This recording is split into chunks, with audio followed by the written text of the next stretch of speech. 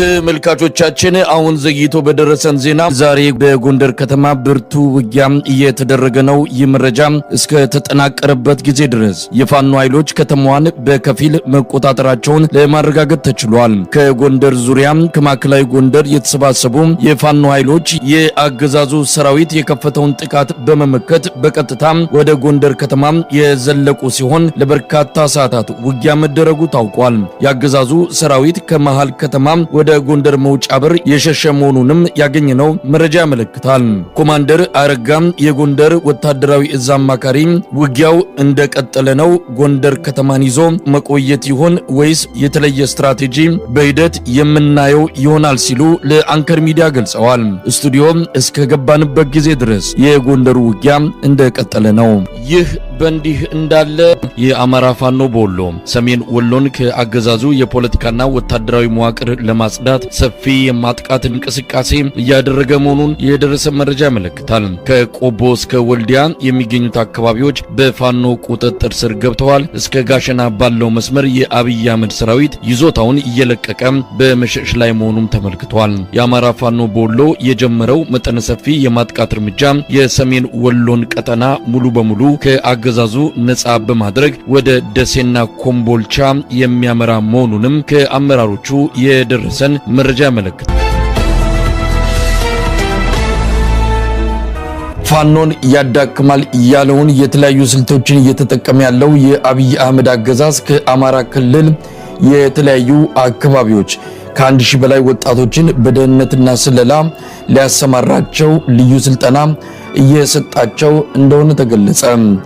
ስልጠናው ለአንድ ወር የሚቆይ በፋኖ ኃይሎች መሃል ሰርገው በመግባት መረጃዎችን የሚሰበስቡ መዋቅሩን የሚያፈራርሱ ልዩ ተልዕኮው ወስደው የሚንቀሳቀሱ ለወታደራዊ ደህንነት መስሪያ ቤቱ የፋኖዎችን ዱካ እየተከታተሉ መረጃዎችን በማቀበል ለድሮን ጥቃት የሚያመቻቹ እንደሚሆኑ ነው የአንከር የመረጃ ምንጮች የገለጹት። የአማራ ተወላጅ እንዲሆኑ የተፈለገውም በፋኖ አመራሮች ዘንድ በጥርጣሬ አይን እንዳይታዩና እምነት እንዲጣልባቸው ታስቦ እንደሆነ የጠቀሱት የአንከር ሚዲያ ምንጮች ከፍተኛ ክፍያና ጥቅም ቃል እንደተገባላቸውም ታውቋል። ስልጠናው በጅጅጋ ከተማ እየተካሄደ ከመሆኑ ከመገለጹ ውጪ በትክክል በየትኛው ተቋም እየተሰጠ እንዳለ ለማረጋገጥ አልተቻለም። ከየትኛውም አካል ጋር ግንኙነት እንዳይኖራቸው ተደርገው እየሰለጠኑ የሚገኙት የአማራ ብሔር ተወላጆች ስልጠናውን ከጨረሱ በኋላ ዋና ዋና የፋኖ እንቅስቃሴዎች ወደሚደረጉባቸው አካባቢዎች እንደሚሰማሩም ከደረሰን መረጃ ለማወቅ ተችሏል። መረጃውን ያደረሱን ምንጮች የፋኖ አደረጃጀቶች ይህን የአብይ አህመድ ሴራ በመረዳት ከወዲሁ አስፈላጊውን ጥንቃቄ እንዲያደርጉ መልእክት አስተላልፈዋል። በተለያዩ የአማራ ክልል አካባቢዎች የአብይ አህመድ ወታደሮች በብዛት እየከዱ መሆናቸው ተገለጸ።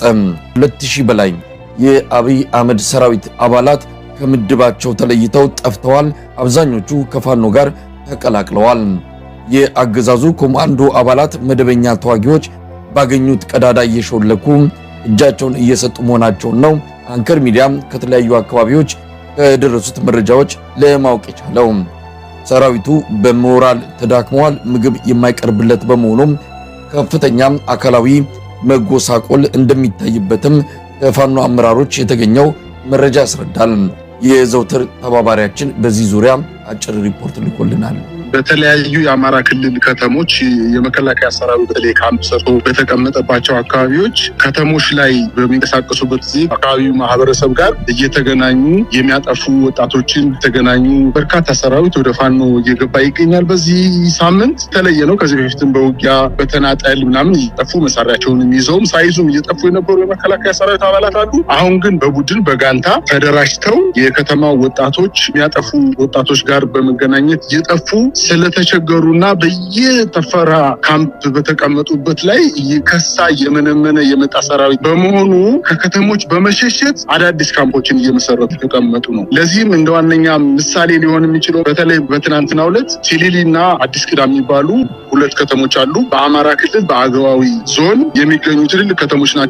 ምናልባትም ከኮሶበር ከተማ በቅርብ ርቀት የሚገኙ ሁለት ከተሞች ናቸው። በእነዚህ ከተሞች ላይ ለበርካታ ጊዜ የመከላከያ ሰራዊት አንዴ ይዘዋል፣ አንዴ ፋኖ ይዘዋል፣ አንዴ መከላከያ ይዘዋል፣ እየተፈራረቁ ይዘውት ነበረ። አሁን ግን እየጠፋ ስለተቸገረባቸው ለቀው ተሰባስበው አንድ ቦታ ላይ ከተሞችን ለቀው ሂደዋል። ወዲያውኑ ፋኖ ከተማዋን ተቆጣጥሯል። እንደዚህ በምሳሌነት በትሊሊና በአዲስ ቅዳም ላይ ታል የሰጠሁ እንጂ በተለይ በዛ አካባቢ ላይ ግምጃ ቤት ማርያም፣ ከሳ ምንም የሚባሉ ከተሞችን ሙሉ በሙሉ የመከላከያ ሰራዊት ለቆ አሁን ፋኖች እየገቡ ይገኛሉ በዚህ ሰዓት። ሌላው እንግዲህ በደብረ ማርቆስ ከተማ በትናንትናው ዕለት የመምህራን ኮሌጅ የሚባል ቦታ አለ። የመምህራን ኮሌጅ የመከላከያ ሰራዊት አባላት ግቢ ውስጥ ካምፕ ሰርተው ተቀምጠው ነበረ። ነገር ግን የመከላከያ ሰራዊቱን አባላት በጣም በጣት የሚቆጠሩ የፋኖ ኃይሎች ውስጥ ሰርገው በመግባት የማደናገሪያ ተኩስ በመክፈት እርስ በርሳቸው እንዲጋደሉ አድርገዋቸዋል። እነዚህ የመከላከያ ሰራዊት አባላት ውስጥ አዋቂ ምንጮች በዝርዝር እስካሁን ድረስ ሪፖርት ባያቀርቡልኝም ነገር ግን በቁጥር በርካታ ሰራዊት እንደተገደለ፣ ነገር ግን በጣት የሚቆጠሩ የፋኖ ኃይሎች በካምፕ ውስጥ ገቡ ምንም ጉዳት ሳይደርስባቸው ወጥተዋል። በማደናገሪያ ተኩስ ከፍተኛ ጉዳት ደርሶባቸዋል፣ ደንግጠዋል፣ ተረብሸዋል የመከላከያ ሰራዊት አባላት። ሌላው በደብረ ታቦር ከተማ አቅራቢያ ማህደረ ማርያም ተብሎ የሚጠቀሳለ። እንግዲህ በደቡብ ጎንደር አካባቢ በርካታ ወረዳዎች በፋኖ ቁጥጥር ውስጥ ነው የሚገኙ። ከደብረ ታቦር እና ከክምር ድንጋይ እና ከወረታ ውጪ አብዛኛዎቹ ከተሞች በፋኖ ኃይሎች ተይዘው ነው የሚገኙ። ነገር ግን እነዚህን ከተሞች መቆጣጠር ባለመቻሉ በደብረ ታቦር ከተማ ላይ በትናንትናው ዕለት የፋኖ ኃይሎች ጠግተው አድረው ሊነጋጋ ሲሉ ውጊያ ከፍተውበታል። ከፍተኛ ጉዳት ደርሶበታል። የሞቱና የቆሰለውን አሁን መጥቀስ አይቻልም። ውጊያው በእርግጥ ቆሟልኝ፣ ነገር ግን ከፍተኛ ጉዳት ነው የደረሰበት። ደብረ ታቦር ከተማ ጥግ ላይ ማለት ነው። በከተማ አስተዳደሩ ስር የሚገኝ ከተማ ነው። በአጠቃላይ ለምንድን ነው የመከላከያ ሰራዊት አባላቱ ለምንድን ነው የሚጠፉት? እየከዱ የሚሄዱት ስለምንድን ነው?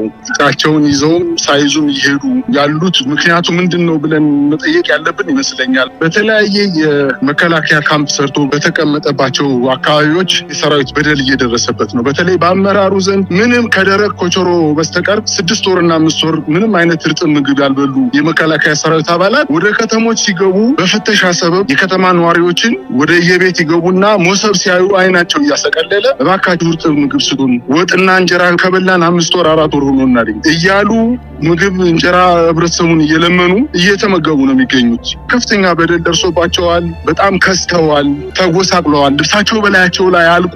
አንዳንዶችም እንደምንሰማው ከሆነ በብብታቸውና በጫማቸው በካልሲያቸው ውስጥ ተባይና ቅማል የወረራቸው የመከላከያ ሰራዊት አባላት ናቸው። በተለይ በጎጃም አካባቢ በአብዛኛው ወረዳዎች ሰራዊቱ ተጎሳቅሎ ነው የሚገኘው። ትጠፋላችሁ እያሉ ይቀጣቸዋል። በውጊያ ላይ ሆን ብላችሁ ሽሽት አድርጋቸዋል ብለው ጉድጓድ ያስቆፍሯቸዋል፣ ይደበድቧቸዋል። ገላቸውን እንዳይታጠቡ ሰውነታቸውን ልብሳቸውን እንዳይቀይሩ ያደርጓቸዋል። በአጠቃላይ ከፍተኛ በደል ነው የደረሰባቸው። እያንዳንዱ የመከላከያ ሰራዊት አባላት ባንክ ቡክ አለው፣ በአካውንታቸው ነው የሚገባላቸው። ነገር ግን የመከላከያ አመራሮቹ የእያንዳንዱ ሰራዊት ቡክ ጠርንፎ በመያዝ ገንዘብ እንዳያወጡ በማድረግ እንዳይጠፉ ለማድረግ መከላከል እያደረጉ ነው። ነገር ግን ከህብረተሰቡ ጋር በመገናኘት ይሄንን ነገር ሰብረው እየወጡ በርካታ ሰራዊት እያመለጠ ነው የሚገኘው። በአጠቃላይ በአማራ ክልል ሰራዊቱ ፈርሷል ማለት ይቻላል።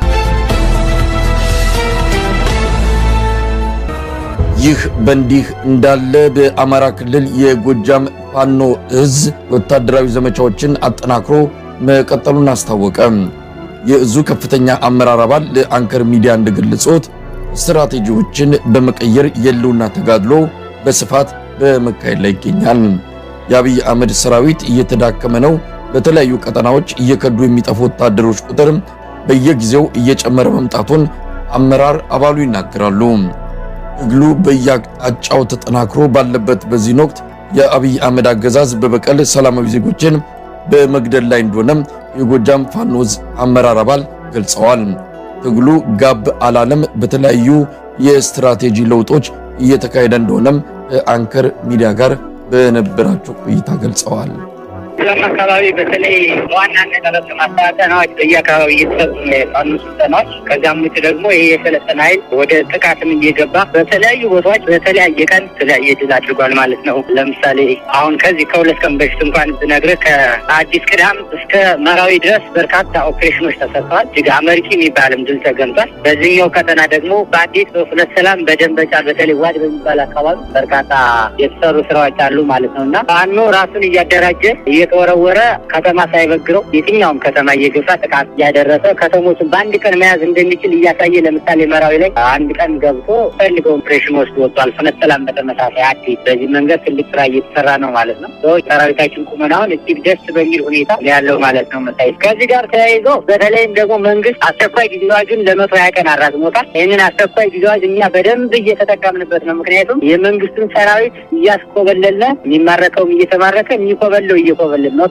የመንግስት ሰራዊት ብቻ ሳይሆን አመራሩ ካቢኔ የተባለው ጭምር እየወጣ ነው ያለው ማለት ነው። ስለዚህ እያሰለቸነ እያስወጣል መንግስትን ባለበት ያለምንም ጥይት ባዶ ማስቀረት እንደሚቻል እያሳየን ነው ማለት ነው። እንደ ወደሱ መጣለው ሁለት ነገሮችን ላንሳ በአንድ ላይ። አንደኛ መራዊን በተመለከተ ሰሞኑን ትልቅ ጭፍጨፋን የተከናወነው ከ100 በላይ የመራዊ ከተማ ሰላማዊ ዜጎች ናቸው የተገደሉት። ምናልባት የፋኖ በዛ አካባቢ መንቀሳቀስንና በከተማ ውስጥ ባደረገው ኦፕሬሽን ያንን ተከትሎ ነው የመንግስት ሰራዊት እርምጃ የወሰደው። እንደው ስለዚህ ነገር ምታቁት አለ? ፋኖዎች ገብተው መውጣታቸውን ተከትሎ ያ ጥቃት በመፈጸሙ አንዳንድ ወገኖች የሚያሰሙትም ቅሬታ አለ። በተለይ ፋኖ በዚህ ሰበብ ምክንያት ሆነዋል ብለው የሚገልጹ ወገኖች አሉ። ለማንኛውም የተገደሉት ሰላማዊ ዜጎች ናቸው። በዚህ ላይ ምን አስተያየት አላችሁ? አዎ ልክ ነው መሳይ። መራዊ ላይ የተከሰተው ያው ግድሚያ ተካሂዷል። በመከላከያ ሰራዊት በሚባለው በናቢ ቡድንና በፋኖ መካከል ተካሂዷል። የፋኖን ምት መቋቋም ያልቻለው መከላከያ በሚገርም ፍጥነት 2 ሰዓት ባልሞላ ጊዜ ውስጥ ወጋመድ አብልተው ከተማውን ሲያስለቅቁት መጨረሻ ላይ ፋኖ ያው መከላከያ ሲመጣ